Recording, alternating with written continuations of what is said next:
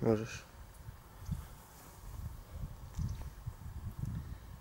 Ahojte, dneska vám porozprávam o sebadisciplíne ako základný kameň predtým, ako sa pustíme do cvičenia.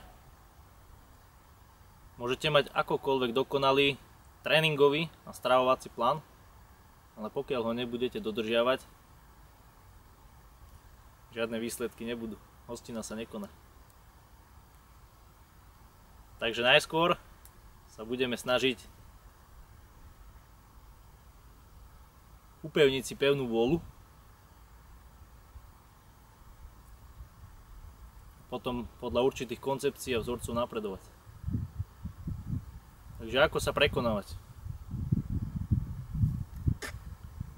Vypať svoju myseľ. Vaša myseľ, vaše rozmýšľanie pracuje na základe vašich zvykov a vašho doterajšieho života. Že ako náhle chcete do svojho života vložiť niečo nové, niečo zmeniť, upraviť si svoj denný režim, treba prestať rozmýšľať.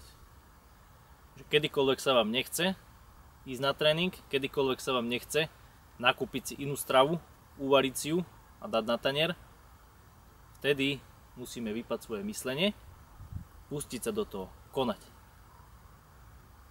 Rovnako jak človek stáva z postele. Nemôže rozmýšľať nad tým, či vstane alebo nevstane ráno. Ide tam o ten čin. Zahodiť myslenie, postaviť sa. Takže toto je dôležité.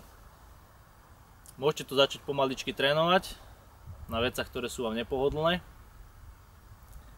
A ja vám v nasledujúcich videách rozpíšem podrobne a dovediem vás k výsledkom podľa základných cvikov kalisteniky a workoutu. V nasledujúcich videách vám popíšem presné techniky,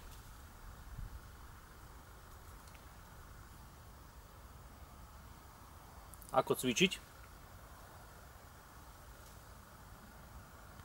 aby ste mali výsledky. Bo o to každému ide.